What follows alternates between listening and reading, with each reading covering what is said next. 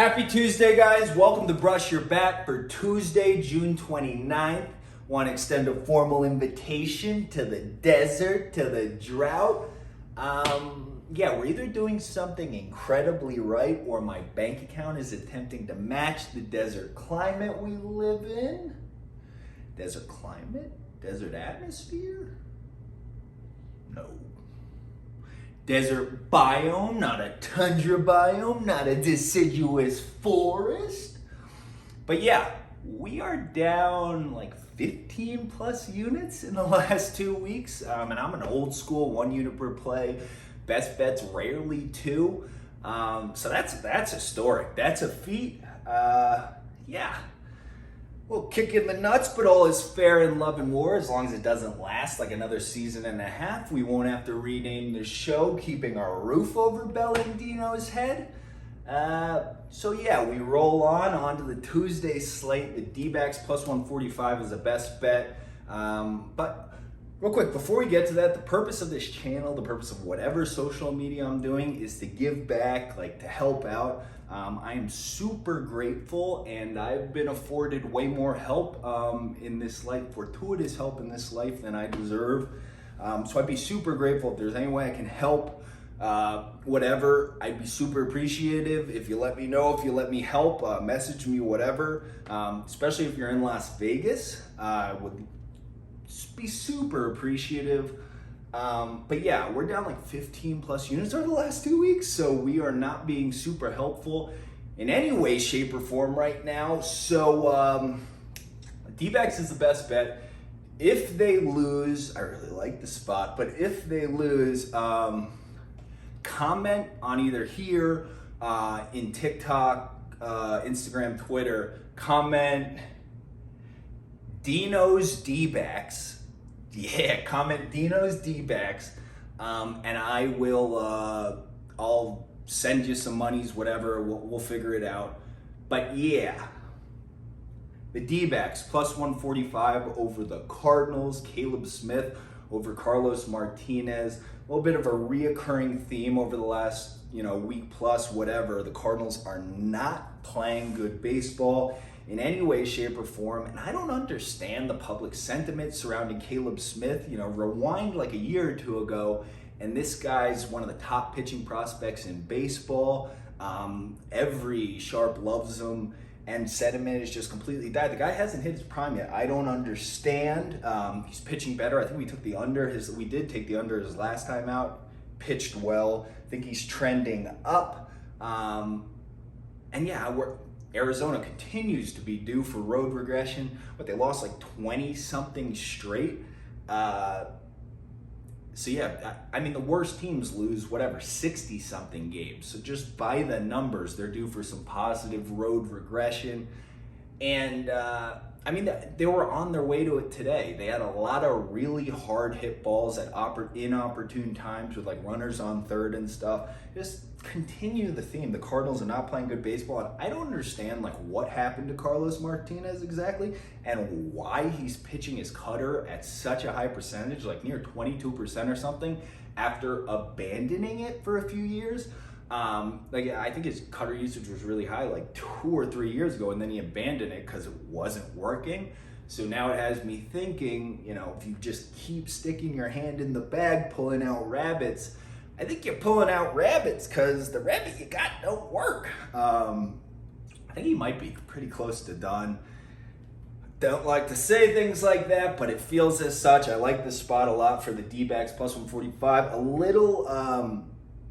The only concern is that the Cardinals do barrel up left-handed pitching often, but they're just not playing well. They really, really are playing like a bowl of poop, like a poop cup. The Rockies minus 165. By the way, a poop cup. I hope everybody knows. A poop cup is not. I hope everybody knows what poop cup is. We used to poop cup each other in college. If your buddy does something bad, you poop in a cup and you stick it in an inconspicuous place in his room. So then, 3 days later, he's like, "Why does my room smell like poop?" Just to, if you don't do something, you don't do house chores or something like that. The Rockies minus 165 over the Pirates, and the under in that game. Here. RIP, here lies the Pittsburgh offense and their little streaky streak. That June 28th, 2021, I watched the entirety of Game 1's matinee, and I don't know, this Pittsburgh offense was like kind of cooking. Maybe this is just showing how bad St. Louis really is and how bad their pitching, their bullpen, everything is right now. But this Pittsburgh offense just like ran into a wall yesterday. Sure, there was no Frazier, and especially for a younger team like them, that's huge. Like your leadoff guy, he's the reporter. He comes back, breaks it all down. So a little, if not for all the other optics, I could have given a pass. But you got Kavarius Hayes swinging at stuff over his head. Colin Moran looks like he's still in the dugout when he's in the batter box. Yeah, it was just bad news for him. And it wasn't like Freeland was just making pitches and that's that. I didn't think he was particularly on either, and he like left in the 5th inning. Marquez, I think he's been much better than his 3.99 ERA. He has like 2 really bad starts. I forget who they're against. It's like one San Fran, they love kicking the shit out of people. I think one Cincinnati and San Fran, both love kicking the shit out of people. If you strip those 2 starts from his like game log, his ERA drops to like 3 or under that. It's literally like 20 plus runs in those 2 starts alone. I don't know, his stock looks very appetizing to me. Past the eye test, I've watched him pitch a couple of times. DeJong on the other end, the Rockies offense just isn't that good, so I'm comfortable playing the under. I think Marquez is going to be money tomorrow. The Nationals plus 105 over the Rays, Joe Ross over Rich Hill. At season start, I thought Rich Hill was like a tailor-made match in heaven with the Rays, and he kind of has been up to this point. You know, wily vet with not much left in the tank, pair him with a deep bullpen and the nuts manager. In theory, it's wonderful. So far, it's been wonderful, but I feel as though there's going to be a lot of blown holds, a lot of blown saves on the back end, combined with some Rich Hill regression. To close out the second half of the season, I don't think it's going to look as pretty. We have Rich Hill regression pegged. Power rankings yesterday, we pegged the Tampa Bay bullpen for regression. I just, the names don't match it at all. Like, don't match the public perception whatsoever. And while I want to give Cash the benefit of the doubt, he is by far the best manager in baseball. I just can't like auto give the benefit of the doubt. I think we're going to see regression down the pipe. I'm not going to be wanting to take a ton of Rich Hill. Joe Ross on the flip side, maybe it's my heart, but I would love to see this guy succeed. I feel like he's done a lot of the bouncing up and down between AAA, spot starts in the majors, little stint here, little stint there, like Jabba Chamberlain, Phil Hughes. Okay, not to that extent, but yeah, been like kind of whatever, dicked around, had to fight through things. His peripherals look great this year. I think he's trending up. I would love to see it. He's probably coming into his prime right about now. We can see breakthroughs from Joe Ross. I at least want to make one. Little worried about the bullpen usage recently. We won't have Brad Hand tomorrow, but I think at plus 105 with the strides Ross is making and the negative regression due on the other end, I will take that spot. The Giants plus 130, Gausman over Buehler. Buehler is not pitching well right now. His last 2 starts, I think he basically got away with it in the Diamondbacks start because they suck. But last start out, he did not get away with it. His control is really bad right now.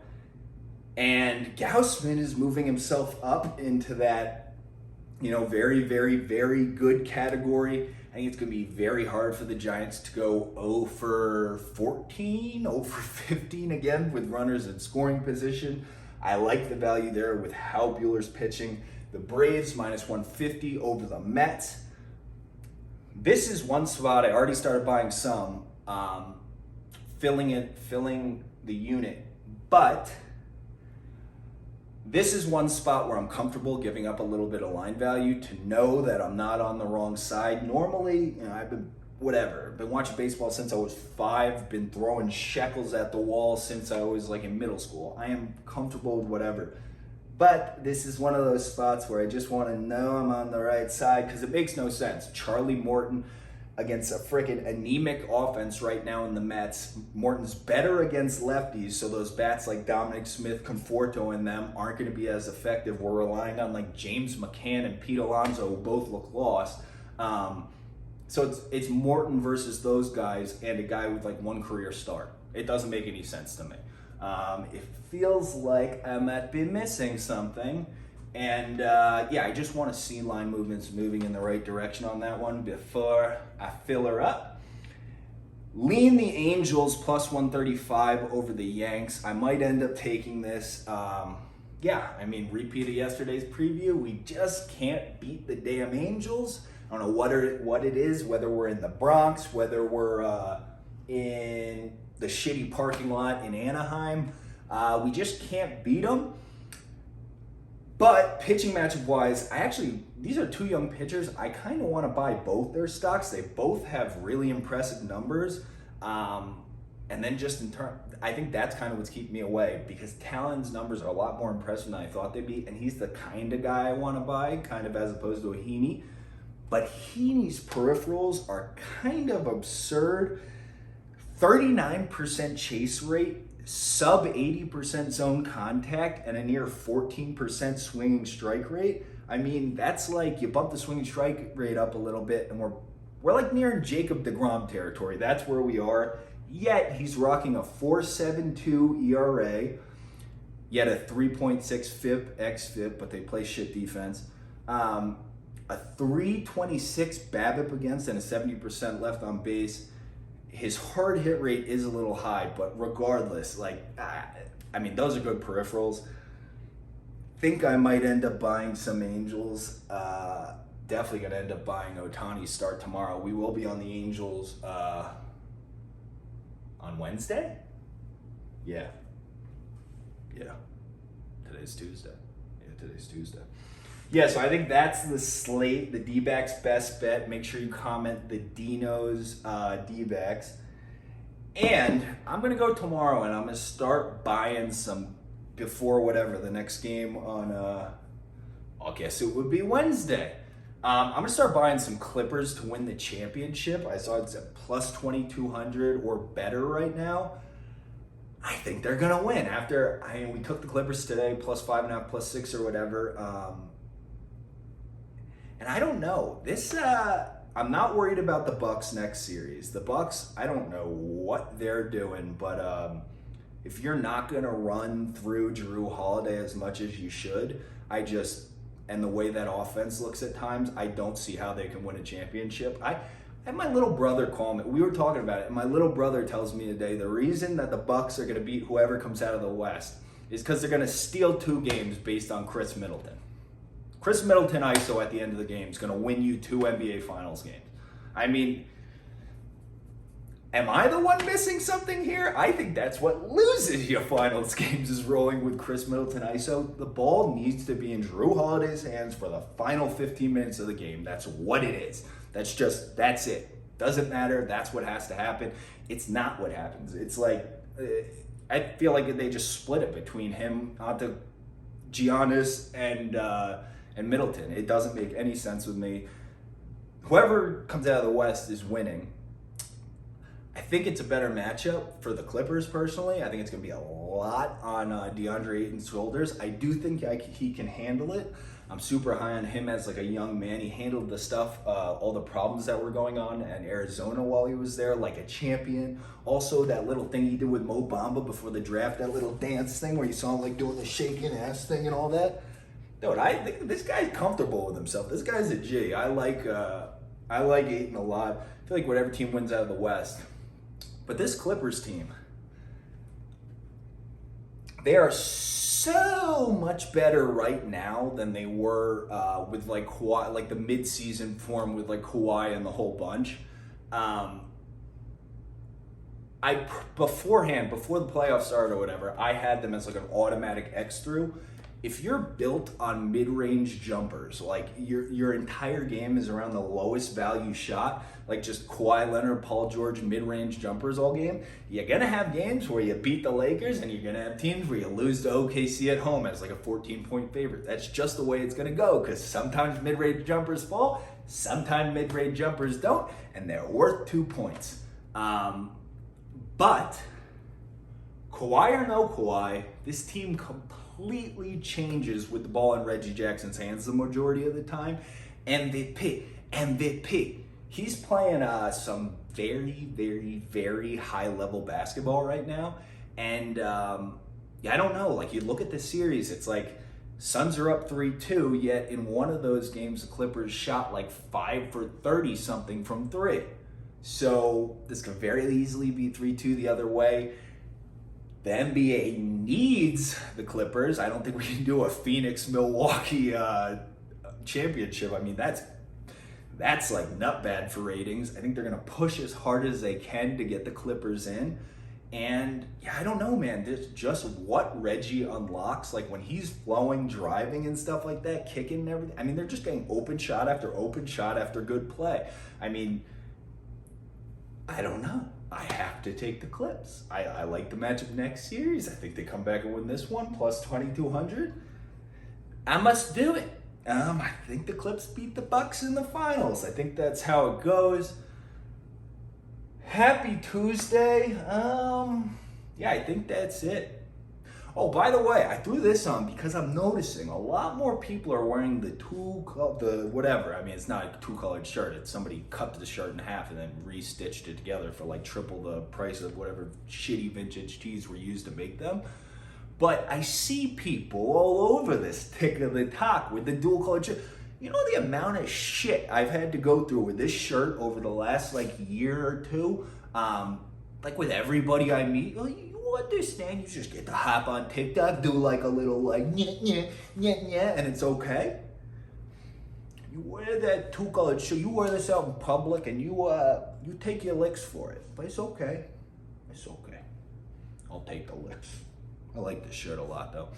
Yeah, Dino's doing a lot better. Hey, sweetheart.